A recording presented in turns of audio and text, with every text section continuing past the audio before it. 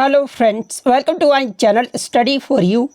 सो guys, जैसा कि आज जो आपका एसएससी जीडी का 23 फरवरी के फर्स्ट शिफ्ट का एग्ज़ाम हो गया दोस्तों, जिसका जो है मैं आपको बिल्कुल 100% एक्यूरेट आंसर के साथ जो है इस वीडियो में बताऊंगा। तो देख लेते हैं कि किस प्रकार के जो है आज आपके 23 फरवरी के फर्स्ट शिफ्ट के एग्ज़ाम में जो है प्रश्न पूछे गए हैं। उससे पहले एक बात और दोस्तों, कि जिन्होंने भी अगर चैनल को सब्सक्राइब नहीं किया है तो एसएससी जीडी एग्ज़ाम से रिलेटेड पल पल की अपडेट के लिए जो है चैनल को सब्सक्राइब ज़रूर कर दीजिएगा। और बगल में ही आपको एक बेल आइकन यानी घंटे का निशान भी दिख रहा होगा, तो आप उसे भी जो है ज़रूर प्रेस कर दीजिएगा। तो चलिए वीडियो को स्टार्ट करते हैं। तो आपका पहला क्वेश्चन आया था कि कुडनकुलम परमाणु ऊर्जा संयंत्र किस राज्य में स्थित है। तो देखिए, ये जो आपका कुडनकुलम परमाणु ऊर्जा संयंत्र है ना, ये आपके तमिलनाडु राज्य में स्थित है। तो तमिलनाडु आपका यहाँ पे करेक्ट आंसर होगा। इसके अलावा मैं आपको बता दूं कि ये जो है भारत का सबसे बड़ा परमाणु ऊर्जा संयंत्र भी है, और इसका जो निर्माण है ना, ये आपकी रूसी कंपनी और NPCIL यानी परमाणु ऊर्जा निगम ऑफ इंडिया लिमिटेड के सहयोग से जो है इसका निर्माण जो है वो किया गया था। और इसकी जो क्षमता है ना, वो आपका 6000 मेगावाट विद्युत का है। इसके अलावा अन्य अगर परमाणु ऊर्जा संयंत्र की बात कर ले तो देखिए, तारापुर परमाणु रिएक्टर ये जो आपका महाराष्ट्र राज्य में स्थित है। रावतभाटा परमाणु ऊर्जा संयंत्र ये जो आपका राजस्थान राज्य में स्थित है। कैगा परमाणु ऊर्जा संयंत्र की बात कर ले तो ये आपका कर्नाटक राज्य में स्थित है। कल्पक्कम परमाणु ऊर्जा संयंत्र ये जो आपका तमिलनाडु में स्थित है। नरोरा परमाणु रिएक्टर ये जो आपका उत्तर प्रदेश में स्थित है। काकरापार परमाणु ऊर्जा संयंत्र ये जो आपका गुजरात राज्य में स्थित है। तो ये सारे फैक्ट जो आपको ध्यान में रखना है। नेक्स्ट क्वेश्चन आपका यहाँ पर आता है कि फथोरपा यात्रा और मांडू महोत्सव जो है ये भारत के किस राज्य में मनाया जाता है। तो देखिए, फथोरपा यात्रा और मांडू महोत्सव की बात कर ले तो ये जो आपका गोवा राज्य में मनाया जाता है। तो गोवा आपका यहाँ पे करेक्ट आंसर होगा। इसके अलावा गोवा के अन्य त्यौहार की बात कर ले तो देखिए, सावा जुआओ उत्सव, सिग्मो उत्सव, इसके अलावा बांड्रम फेस्टिवल, ये सभी जो त्यौहार है ना, ये आपके गोवा राज्य में मनाए जाते हैं। देखिए, इसी से मिलता जुलता एक और आपका नाम है, जैसे कि ये मांडू महोत्सव ये तो आपका गोवा राज्य में मनाया जाता है। लेकिन अगर क्वेश्चन में दिया रहे मांडू महोत्सव के बारे में तो देखिए, ये जो आपका मांडू महोत्सव है ना, ये आपके मध्य प्रदेश राज्य में मनाया जाता है। तो इस बात को आप ध्यान में रखिएगा। नेक्स्ट क्वेश्चन आपका यहाँ रहा था कि 2011 की जनगणना के अनुसार भारत की कुल जनसंख्या जो था वो 121 करोड़ था, जिसमें महिलाओं की जनसंख्या प्रतिशत जो है वो पूछा गया था। तो देखिए, 2011 की जनगणना के अनुसार भारत की जो कुल जनसंख्या थी ना, वो आपका 121 करोड़ था, जिसमें अगर महिलाओं के प्रतिशत की बात कर ले तो देखिए, महिलाओं की जनसंख्या का जो प्रतिशत रहा था ना, वो आपका 48% रहा था। वहीं अगर पुरुष के जनसंख्या का प्रतिशत की बात कर ले तो पुरुष का जो जनसंख्या रहा था वो आपका 52% रहा था। तो 48% आपका करेक्ट आंसर होगा। तो ये तो हो गया आपका प्रतिशत में। अगर जनसंख्या को अगर संख्या में पूछा जाए तो देखिए, पुरुष का जो जनसंख्या रहा था ना, वो आपका 623.72 मिलियन रहा था, और महिलाओं का जो जनसंख्या है ये आपका 586.46 मिलियन रहा था। तो ये फैक्ट भी आपको ध्यान में रखना है। और सबसे ज़्यादा जो महिलाओं की आबादी थी ना, ये आपके आंध्र प्रदेश राज्य में था। तो ये फैक्ट भी आप ध्यान में रखिएगा। नेक्स्ट क्वेश्चन आपका यहाँ पर आता है कि 2011 का जो ODI विश्व कप हुआ था ना, इसकी जो मेजबानी है ये किस देश के द्वारा जो है वो किया गया था। यानी 2011 का जो ODI क्रिकेट विश्व कप हुआ था ये किस देश में आयोजित किया गया था। तो देखिए, मैं आपको बता दूं कि 2011 में ODI क्रिकेट विश्व कप का जो मेजबानी है ना, ये संयुक्त रूप से 3 देशों के द्वारा जो है वो किया गया था। और वो 3 देश कौन कौन से थे। तो पहला तो आपका भारत देश के द्वारा किया गया था, सेकंड आपका श्रीलंका, और थर्ड आपका बांग्लादेश। ये 3 देशों के लिए संयुक्त रूप से जो है आयोजित किया गया था। तो भारत, श्रीलंका और बांग्लादेश आपका करेक्ट आंसर होगा। इसके अलावा बात कर ले 2011 का ODI क्रिकेट विश्व कप ये जो है किस देश ने जीता था। तो ये भारत देश ने जीता था। और भारत ने जो है किसे हराया था फाइनल में, तो ये श्रीलंका देश को हराया था। इसके अलावा बात कर ले जो आपका ODI क्रिकेट विश्व कप होता है ना, ये 4 वर्षों के अंतराल में आयोजित करवाया जाता है। और 2023 का जो आपका क्रिकेट विश्व कप हुआ था ना, ये आपका भारत देश में ही आयोजित किया गया था। तो ये फैक्ट भी आप ध्यान में रखिएगा। और अगला जो क्रिकेट विश्व कप होगा ODI का, वो आपका 2027 में ये जो आपका दक्षिण अफ्रीका, जिम्बाब्वे और नाम्बिया में जो है ये आपके संयुक्त रूप से जो है आयोजित किए जाएंगे। इसके अलावा क्रिकेट से आपके लगातार प्रश्न पूछे जा रहे हैं। तो देखिए आईसीसी वनडे क्रिकेट विश्व कप का जो पहला संस्करण हुआ था ना, ये आपका 1975 में हुआ था, जिसका प्रथम विजेता जो है ये आपका वेस्ट इंडीज देश रहा था। और वर्तमान चैंपियन की बात कर ले तो जो आपका 2023 में आपका हुआ ओडीआई विश्व कप, ये आपका भारत में आयोजित किया गया था और इसका जो विजेता टीम रहा है ये आपका ऑस्ट्रेलिया देश रहा है। और उप विजेता अगर पूछा जाए कि 2023 में उप विजेता कौन रहा था, तो ये आपका भारत देश रहा है। वहीं अगर सबसे सफल टीम की बात कर ले तो देखिए सबसे सफल टीम जो है ये आपका ऑस्ट्रेलिया है। ऑस्ट्रेलिया जो अब तक ओडीआई का जो है ये 5 खिताब जो है वो जीत चुका है, तो ये फैक्ट भी आप ध्यान में रखिएगा। इसके अलावा भारत और वेस्ट इंडीज दो ऐसे देश हैं जिन्होंने दो बार जो है विश्व कप जीता है। भारत जो है 1983 और 2011 में जो है विश्व कप जीता है, जिसमें भारत की तरफ से 1983 में जो कप्तान थे वो आपके कपिल देव थे और 2011 में जो कप्तान थे वो आपके MS धोनी थे। और वहीं अगर वेस्ट इंडीज की बात कर ले तो देखिए वेस्ट इंडीज 1975 और 1979 में जो है ये विश्व कप जीता था, तो ये फैक्ट भी आप ध्यान में रखिएगा। नेक्स्ट क्वेश्चन आपका यहाँ पर आता कि मीराबाई चानू ये जो है किस खेल से संबंधित है। तो देखिए मीराबाई चानू की बात कर ले तो ये जो आपका वेट लिफ्टिंग यानी भारोत्तोलन से संबंधित है, तो भारोत्तोलन आपका करेक्ट आंसर होगा। इसके अलावा मीराबाई चानू की बात कर ले तो इन्होंने जो कॉमनवेल्थ गेम्स में यानी जो आपका राष्ट्रमंडल खेल हुआ था 2022 में, ये जो आपका बर्मिंघम इंग्लैंड में आयोजित किया गया था और इसमें जो ये स्वर्ण पदक यानी गोल्ड मेडल जो है वो जीती थी। इसके अलावा टोक्यो ओलंपिक जो आपका 2020 में हुआ था, जो कि आपका 2021 में हुआ था कोविड-19 की वजह से, और इसमें भी जो ये 49 किग्रा में जो है ये रजत पदक यानी सिल्वर मेडल जो है वो जीती थी। इसके अलावा अगर इनके पुरस्कार की बात कर ले तो देखिए भारत का जो सर्वोच्च खेल सम्मान होता है ये आपका मेजर ध्यानचंद खेल रत्न होता है और इन्हें 2018 से जो है इस रत्न से जो है वो सम्मानित किया गया था और इन्हें 2018 में जो है भारत का चौथा सर्वोच्च नागरिक पुरस्कार पद्म श्री से भी जो है वो सम्मानित किया गया है, तो ये फैक्ट भी आपको ध्यान में रखना है। नेक्स्ट क्वेश्चन आपका यहाँ पर आता है कि क्रिप्स मिशन भारत जो है ये कब आया था। तो देखिए मैं आपको बता दूं कि सर स्टैफोर्ड क्रिप्स की अध्यक्षता में मार्च 1942 में जो है एक मिशन जो है वो भारत में भेजा गया था जिसका नाम क्रिप्स मिशन था, तो मार्च 1942 आपका करेक्ट आंसर होगा। इसके अलावा बात कर ले क्रिप्स मिशन का उद्देश्य क्या था, तो देखिए इसका जो उद्देश्य था ना वो द्वितीय विश्व युद्ध में ब्रिटिश युद्ध के लिए जो है भारतीय सहयोग जो है वो प्राप्त करना था, तो ये फैक्ट भी आप ध्यान में रखिएगा। नेक्स्ट आपका यहाँ पर आता है कि संविधान के किस अनुच्छेद में जो है धार्मिक स्वतंत्रता के अधिकार की गारंटी जो है प्रदान किया गया है। तो देखिए भारतीय संविधान के अनुच्छेद 25 से लेकर 28 तक जो है धार्मिक स्वतंत्रता के अधिकार की गारंटी जो है वो प्रदान किया गया है, तो अनुच्छेद 25 से 28 आपका करेक्ट आंसर होगा। नेक्स्ट आपका यहाँ पर आता है कि संवैधानिक उपचारों का अधिकार ये जो आपका किस अनुच्छेद में वर्णित है। तो देखिए संवैधानिक उपचारों का जो अधिकार है ना ये आपके अनुच्छेद 32 में वर्णित है, तो अनुच्छेद 32 आपका करेक्ट आंसर होगा। और देखिए ये जो आपके संवैधानिक उपचारों का जो अधिकार है ना ये किसके अंतर्गत आ जाते हैं, तो देखिए ये जो आपके मौलिक अधिकार के अंतर्गत आ जाते हैं। और संविधान में मूल रूप से जो आपके मौलिक अधिकारों की संख्या कितनी थी, तो देखिए जब हमारा संविधान बनकर तैयार हो रहा था ना उस समय जो मौलिक अधिकारों की संख्या थी वो आपका 7 था। वहीं अगर वर्तमान में पूछा जाए कि भारतीय संविधान में कितने मौलिक अधिकार हैं, तो देखिए वर्तमान में जो आपके मौलिक अधिकारों की संख्या वो आपका 6 है, यानी किसको हटा दिया गया है। तो देखिए मैं आपको बता दूं कि मूल संविधान में जो आपका संपत्ति का अधिकार था ना ये आपका एक मौलिक अधिकार था, लेकिन ये जो आपका 44वां संविधान संशोधन हुआ था ना जो कि आपका 1978 में हुआ था और इसके तहत जो है आपका ये संपत्ति के अधिकार को जो है मौलिक अधिकार की सूची से हटा दिया गया है और वर्तमान में जो आपका संपत्ति का अधिकार है ना ये आपका कानूनी अधिकार है और इसे जो किस अनुच्छेद में रखा गया है, तो इसे जो आपका अनुच्छेद 300A में जो है इसे रखा गया है। इसके अलावा मौलिक अधिकार ये जो आपके किस देश के संविधान से लिए गए हैं, तो इसे जो आपका USA देश के संविधान से लिया गया है। इसके अलावा वर्तमान में आपके 6 मौलिक अधिकार कौन कौन से हैं, तो पहला आपका समानता का अधिकार जो कि आपका अनुच्छेद 14 से 18 तक है। सेकंड आपका स्वतंत्रता का अधिकार 19 से 22 तक है। थर्ड आपका शोषण के खिलाफ अधिकार ये आपका 23 से 24 तक है। फोर्थ आपका धर्म की स्वतंत्रता का अधिकार 25 से 28 तक है।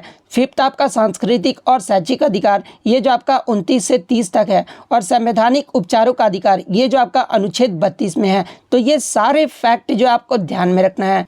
नेक्स्ट क्वेश्चन आपका यहाँ पर आता है कि विश्व एथलेटिक चैंपियनशिप 2023 में नीरज चोपड़ा ने जो है कौन सा पदक जो है वो जीता है। तो देखिए विश्व एथलेटिक चैंपियनशिप 2023 में नीरज चोपड़ा के द्वारा जो है ये गोल्ड मेडल जो है वो जीता गया है। तो गोल्ड मेडल आपका करेक्ट आंसर होगा। अगर इनके भाला फेंक की दूरी की बात कर ले तो देखिए विश्व एथलेटिक चैंपियनशिप 2023 में नीरज चोपड़ा ने जो है 88.17 मीटर की भाला फेंक कर जो है ये गोल्ड मेडल जो है वो जीते हैं। तो ये फैक्ट भी आपको ध्यान में रखना है। इसके अलावा विश्व एथलेटिक चैंपियनशिप 2023 की बात कर ले तो ये जो आपका 19वां संस्करण था जो कि आपका 19 से 27 अगस्त के मध्य 2023 में जो है ये आपका आयोजित किया गया था। और कहाँ पर आयोजित किया गया था तो ये जो आपका हंगरी की राजधानी बुडापेस्ट में जो है ये आपका आयोजित जो है वो किया गया था, जिसमें भारत जो है पदक तालिका में जो है ये 18वें पायदान पे रहा था, जिसमें भारत के द्वारा मात्र एक जो है वो गोल्ड मेडल जो है वो जीता गया था। तो इतने पॉइंट जो आपको ध्यान में रखना है। इसके अलावा एशियन गेम्स भी जो आपका 2023 में हुआ है जिसमें भारत के द्वारा जो है टोटल आपके 107 पदक जो है वो जीते गए हैं, जिसमें भारत पदक तालिका में जो है एशियन गेम्स में चौथे स्थान पे जो है वो रहा है। वहीं अगर बात कर ले एशियन गेम्स 2023 में भारत के द्वारा 107 पदक जीते गए हैं, उसमें गोल्ड मेडल कितना जीता गया है तो भारत जो है 28 गोल्ड मेडल जीता है, 38 जो है वो सिल्वर मेडल जीता है और 41 जो है वो आपका ब्रॉन्ज मेडल जीता है। तो ये फैक्ट भी आप ध्यान में रखिएगा। इससे प्रीवियस शिफ्ट में आपसे पूछा गया था कि एशियन गेम्स 2026 में होगा ना ये कहाँ पर आयोजित किया जाएगा, तो ये जो आपका जापान में आयोजित किया जाएगा। तो ये फैक्ट भी आप ध्यान में रखिएगा। और एशियन गेम्स 2023 ये जो है कहाँ पर आयोजित किया गया था तो देखिए ये तो आपको 2022 में ही होना था, लेकिन कोविड-19 की वजह से जो ये आपका 2023 में हुआ है और ये जो आपका चीन के हांगझाऊ में हुआ है। तो इतने पॉइंट आप ध्यान में रखिएगा। नेक्स्ट क्वेश्चन आपका यहाँ पर आता है कि अश्वनी वैष्णव के द्वारा जन औषधि ट्रेन को जो है हरी झंडी कब दिखाया गया था। तो देखिए जन औषधि ट्रेन को जो है ये 3 मार्च 2023 को जो है हरी झंडी दिखाया गया है। तो 3 मार्च 2023 आपका यहाँ पे करेक्ट आंसर होगा। इसके अलावा जन औषधि ट्रेन की बात कर ले तो देखिए ये जो ट्रेन है ना ये 2 महीनों के लिए 4 से अधिक राज्यों का जो है यात्रा करेगा और साथ ही जन औषधि योजना के बारे में जो है ये आम जनता के बीच ये जो आपका जागरूकता जो है वो पैदा करेगा। और साथ ही साथ ये जो ट्रेन है ना ये आपका पुणे से दानापुर के लिए जो है इसी तरह की ट्रेन को 2 महीने के लिए जो है 4 राज्यों को कवर करते हुए जो है हरी झंडी जो है वो दिखाया गया है। तो ये पॉइंट भी आपको ध्यान में रखना है। नेक्स्ट क्वेश्चन आपका यहाँ पर था कि इनमें से कौन सा दक्षिण भारत की नृत्य शैली है, या फिर क्वेश्चन ये पूछा गया था कि इनमें से कौन सा जो है केरल राज्य का जो है एक शास्त्रीय नृत्य है। तो देखिए ये जो आपका मोहिनी अट्टम और कथकली है ना ये केरल राज्य का जो है शास्त्रीय नृत्य है। तो मोहिनी अट्टम और कथकली आपका करेक्ट आंसर होगा। नेक्स्ट आपका यहाँ पर आता है कि ऋग्वेद की जो रचना है ना ये लगभग कितने वर्ष पहले जब वो किया गया था। तो देखिए ऋग्वेद की बात कर ले तो इसका जो रचना है ये लगभग आपका 3500 वर्ष पहले जो है वो किया गया था। तो 3500 वर्ष आपका करेक्ट आंसर होगा। इसके अलावा एग्जाम में प्रश्न पूछा जाता है कि ऋग्वेद में कितने छंद या फिर सूक्त हैं। तो देखिए ऋग्वेद में जो आपके 10,600 से अधिक छंद हैं, 1028 श्लोक यानी सूक्त हैं और 10 जो है ये आपके मंडलों का संग्रह है। तो ये पॉइंट भी आप ध्यान में रखिएगा। इसके अलावा पूछा जाता है कि सबसे पुराना वेद कौन सा है। तो देखिए आपके 4 वेद है जिसमें सबसे पुराना जो वेद है ना ये आपका ऋग्वेद है, जो कि सबसे पुराने इंडो यूरोपीय संस्कृत ग्रंथों का जो है एक वेद है। तो ये फैक्ट भी आप ध्यान में रखिएगा। और वेद कितने प्रकार के होते हैं तो ये आपके 4 प्रकार के होते हैं। कौन कौन से, तो पहला आपका ऋग्वेद, सेकंड आपका यजुर्वेद, थर्ड आपका सामवेद और फोर्थ आपका अथर्ववेद। तो ये फैक्ट भी आपको ध्यान में रखना है। नेक्स्ट क्वेश्चन आपका यहाँ पर आता है कि अनुच्छेद 43 राज्य जिसमें आपका बताया गया है कि राज्य सभी श्रमिकों को जीवन यापन योग्य वेतन और सभ्य जीवन स्तर सुनिश्चित करने का जो है प्रयास करेगा, ये जो है किस सिद्धांत से संबंधित है। तो देखिए अनुच्छेद 43 यानी ये जो आपका डीपीएसपी के अंतर्गत आ जाता है और डीपीएसपी को जो है ये आपका 3 भागों में जो है वो वर्गीकृत किया गया है, जिसमें एक जो सिद्धांत है ना वो आपका गांधीवादी सिद्धांत है और गांधीवादी सिद्धांत पर जो है ये आपका अनुच्छेद 43 जो है वो आधारित है। तो गांधीवादी सिद्धांत आपका यहाँ पे करेक्ट आंसर होगा। और देखिए आपका डीपीएसपी को 3 भागों में जो विभाजित किया गया ना, पहला तो आपका समाजवादी सिद्धांत में विभाजित किया गया है, सेकंड आपका गांधीवादी सिद्धांत और थर्ड आपका उदार और बौद्धिक सिद्धांत में जो है इसे विभाजित किया गया है। और गांधीवादी सिद्धांत से आधारित जो आपके डीपीएसपी में कौन कौन से अनुच्छेद आ जाते हैं, तो देखिए गांधीवादी सिद्धांत पर आधारित जो आपके डीपीएसपी में अनुच्छेद आते हैं, एक तो आपका अनुच्छेद 40 आ जाता है जिसमें पंचायतों के संगठन के बारे में बताया गया है। अनुच्छेद 43 जिसमें कुटीर उद्योगों को बढ़ावा देने के बारे में बताया गया है।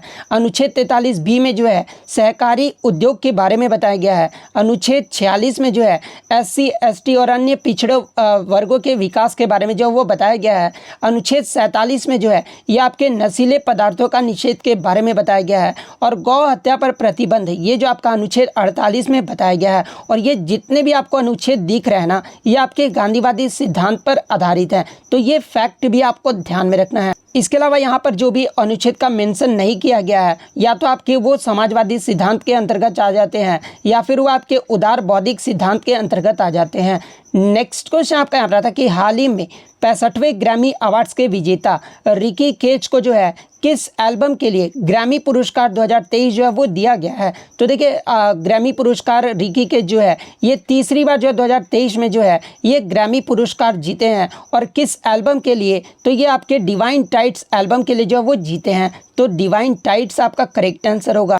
इसके अलावा बात कर ले रिकी के, जो कि आपके भारतीय मूल के निवासी हैं, ये आपके 3 बार कब जीते हैं। तो देखिए पहली बार तो ये 2015 में जीते थे, सेकंड बार जो ये आपका 2022 में जीते थे, और थर्ड बार जो ये आपका 2023 में जीते हैं। 2022 और 23 ये दोनों ही जो एल्बम के लिए जीते हैं ना, वो डिवाइन टाइट्स के लिए जीते हैं।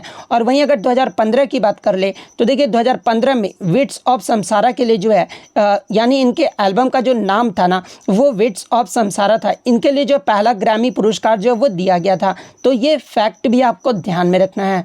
नेक्स्ट आपका यहाँ पर आता है कि घरेलू उद्योगों को विदेशी प्रतिस्पर्धा से सुरक्षित प्रदान कौन सी नीति जो है वो करती है। तो देखिए घरेलू उद्योगों को विदेशी प्रतिस्पर्धा से सुरक्षा जो प्रदान है ना, ये आपके आयात प्रतिस्थापन की नीति जो है वो करती है। तो आयात प्रतिस्थापन की नीति आपका करेक्ट आंसर होगा। नेक्स्ट आपका यहाँ पर आता है कि राष्ट्रपति की निर्वाचित जो रीति है ना, ये किस अनुच्छेद में वर्णित है। तो देखिए भारत के राष्ट्रपति के निर्वाचक मंडल से संबंधित जो अनुच्छेद है ना, ये आपका अनुच्छेद 54 है। तो अनुच्छेद 54 आपका यहाँ पे करेक्ट आंसर होगा, जहाँ पे आपका ये बताया गया कि इस अनुच्छेद के अनुसार राष्ट्रपति का जो चुनाव है ना, ये सीधे लोगों के द्वारा जो है वो नहीं किया जाता है। एग्जाम में प्रश्न पूछा जाता है कि राष्ट्रपति का चुनाव जो है ये मतलब राष्ट्रपति जो है ये कैसे चुने जाते हैं। तो देखिए मैं आपको बता दूं कि राष्ट्रपति का जो चुनाव होता है ना, ये सीधे लोगों के द्वारा जो है वो नहीं किया जाता है, बल्कि वह निर्वाचक मंडल के द्वारा जो वो चुने जाते हैं, जिनमें आपके कौन कौन से सदस्य जो वो शामिल होते हैं। तो सबसे पहले तो आपके संसद के दोनों सदन के जो निर्वाचित सदस्य होते हैं ना, वो आपके शामिल होते हैं। उसके बाद सभी राज्य विधानसभाओं के जो निर्वाचित सदस्य होते हैं ना, वो भी आपके शामिल होते हैं।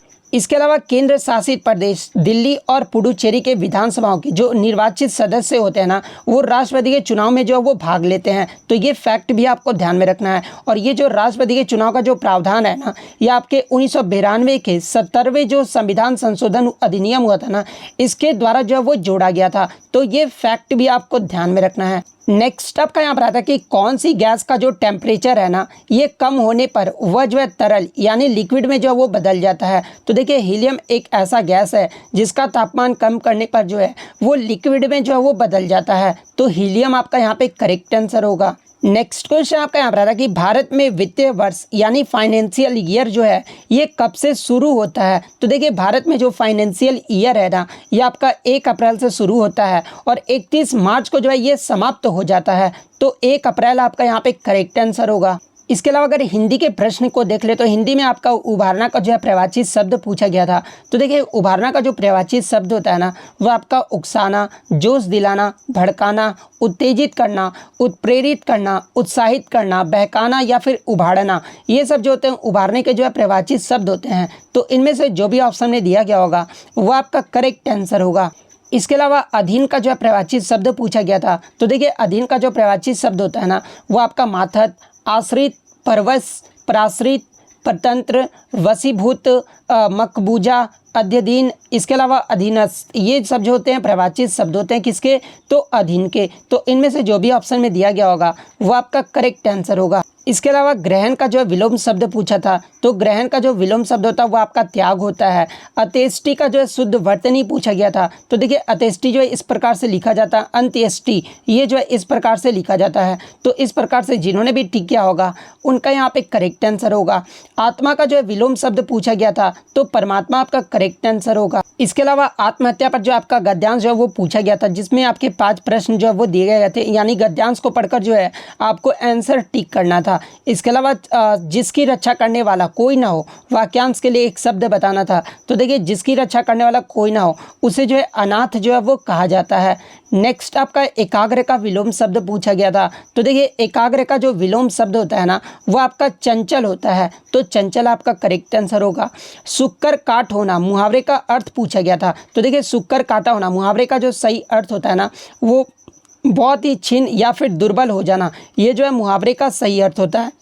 तो ऑप्शन में जो भी दिया गया होगा वो आपका करेक्ट आंसर होगा। तो इतने क्वेश्चन जो है आज मुझे बच्चों के द्वारा मिले हैं, जो कि 100% रियल और ऑथेंटिक है। तो अगर वीडियो अच्छी लगी हो तो वीडियो को जो है लाइक ज़रूर कर दीजिएगा, और इसी तरह रियल एनालिसिस पाने के लिए जो है चैनल को सब्सक्राइब ज़रूर कर दीजिएगा। तो मिलते हैं नेक्स्ट वीडियो में, तब तक thank you, all the best.